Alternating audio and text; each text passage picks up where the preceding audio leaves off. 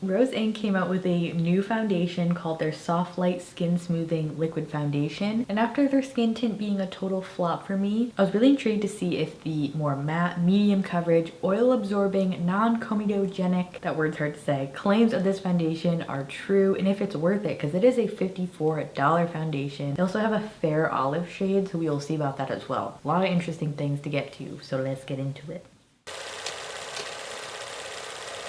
Alright, let's get into this new foundation, shall we? This did just recently launch on Sephora. I did get it from the Rose Inc website though. So this is $54 for 1 ounce, so it is a pricey little foundation. So it says it's a clean, medium coverage foundation that's smoothing, weightless, and buildable, has a natural finish, and is ideal for acne-prone skin because they are claiming it is non-comedogenic, which just means it will not clog your pores. It says that it's going to blur and smooth for a natural-looking, soft focus finish. Bioengineered skincare balances the skin, calms, hydrates, and brightens while visibly minimizing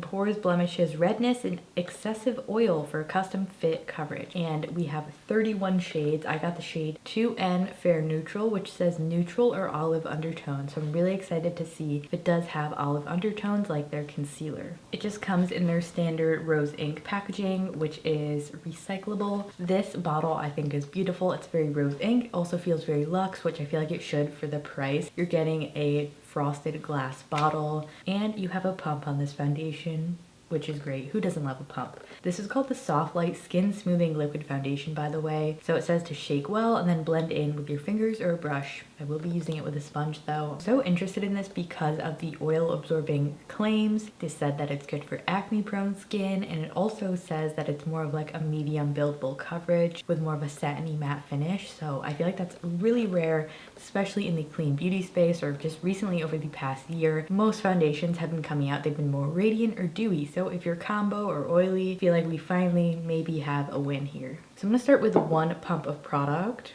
Shade looks nice. Let's see. Has a very medium consistency. It's not running down my hand, but it's also not super thick, like really standard just liquid foundation formula.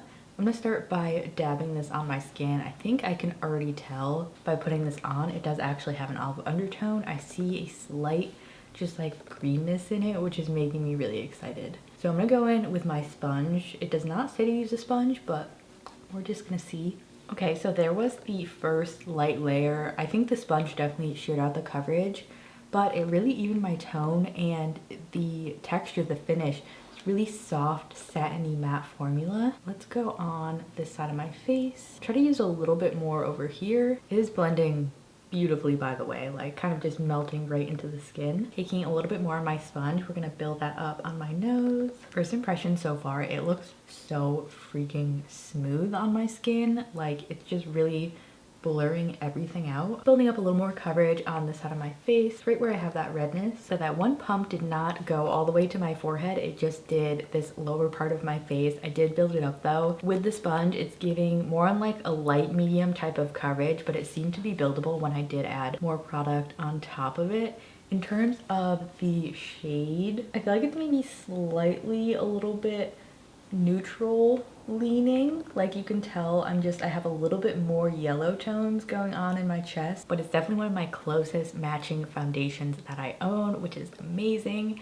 Thank you. Finally, some companies are making some fair olive shades. If you're fair olive, similar skin tone to me, you might really want to try this one out. I hope that the formula wears well. So let's go in with another pump for my forehead. I guess on my forehead, I can just apply it with my fingers, see if we get a little bit more coverage. It is so smooth and even. Feels really nice and like refreshing on the skin almost. So I just blended that with my fingers and I'm gonna soften it with a sponge. Probably gonna get a little bit more coverage this way and with a brush, but I always just love the finish of a sponge. It looks so smooth. I'm really impressed. Since we have that leftover pump, I'm just gonna go in and build this up even more. You can even see on my sponge that it has that olivey neutral tone to it, which is really helping with my redness. Ooh, okay, this is really building up. I'm gonna try my best to avoid building up on the center of my face, by the way. I wanna keep a thin layer there, just always where foundations tend to break down or get cakey. Do a little bit here on the nose though. So application wise, I'm extremely impressed by this. It looks so smooth and I actually put a lot of product on my face and it built up so smoothly and evenly. Like, it just looks blurred and flawless. If I made a foundation, this is exactly the finish I would want. It still looks really healthy and glowy, but it's not overly dewy, and hopefully it will help to control oils as well. In terms of the shade, like I mentioned, it may be just pulling like a little bit pink on me. I guess it depends like what kind of olive undertone you have, but it's definitely like suitable for fair olives. It may be pulling a little bit neutral, but like I said, one of my best matching foundations, so at least we have some progress. Coverage level is, I would say, like you can build it up to a medium-ish full. Even with that much product, I still have some like spots showing through, so it's not going to be super duper full coverage, which is not what I would want for every day anyway, so just keep that in mind.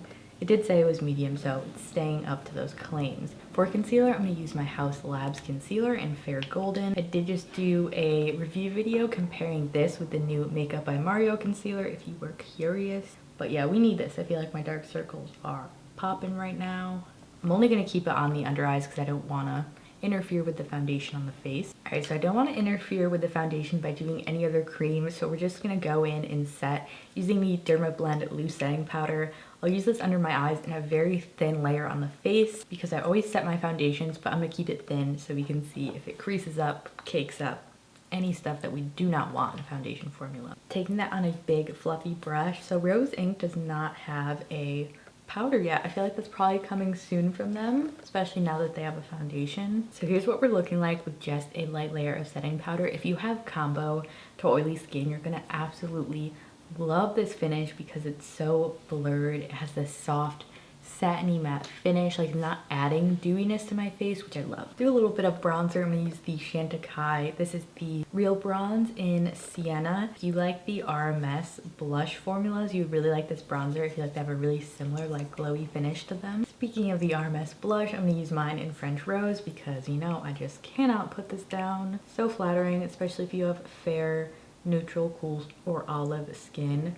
I do have a coupon code for RMS, by the way, if you ever wanted to try anything. They have a new highlighter, some new shades of this blush. They also have new shades of their Eyelights, which I really like. Maybe we will use those today. But yeah, it's always in the description below. I do a little bit of my Haus Labs silver highlight as well.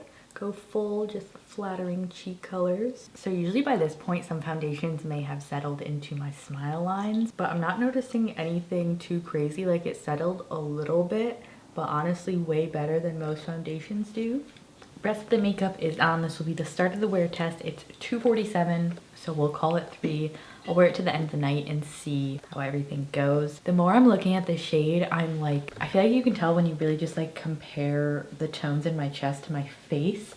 Like, it's just a little bit too cool toned, which is weird because it says it's a neutral olive. It's just pulling a little bit pink on me, which is kind of disappointing. They roped me in a little bit with that olive claim. Might have to try their lightest warm undertone and see if that works a little bit better. If you're more of like a cool neutral olive, this shade might work, but for me, I don't know if it's the best. I did end up using one of the RMS Eyelights for my eyeshadow. Well, I actually did it as like a liner. One of my favorite ways to use these more subtly. This is the shade Blaze, which is like a purple metallic. They blend so beautifully and just makes a really pretty metallic liner. But everything went smoothly over it. It's not settling, it's not caking up already, which is a really good sign. We'll see how it wears. I will see you at the end of the night. All right, it is the end of the night now. It's 10:06, so let's take a look and see how everything is going. I did not touch up at all, and I mean, everything is looking so good.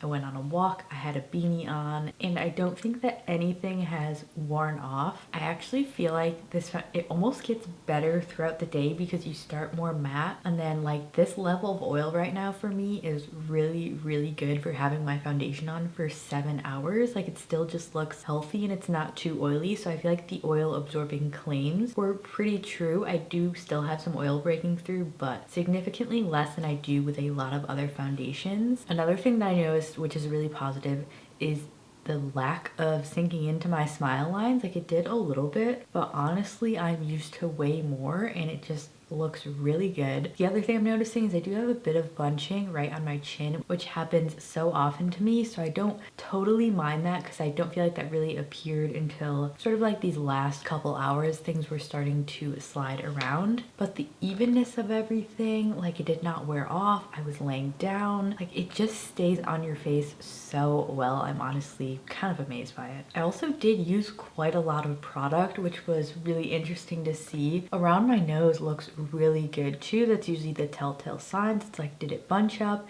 Did it crease up? Like we do have that bit of bunching on the chin, but in terms of like my forehead, my nose, my cheeks, I feel like the skin just looks so healthy and it was really comfortable to wear. And this combo with the Haus Labs concealer does not crease. It is incredible. Even on my lids, it barely creases. So this with the Haus Labs concealer is going to be my go-to base combo. I was honestly losing hope that I would not be able to find a good foundation this year because I don't know, I just feel like the last 10 that I've tried have not been good.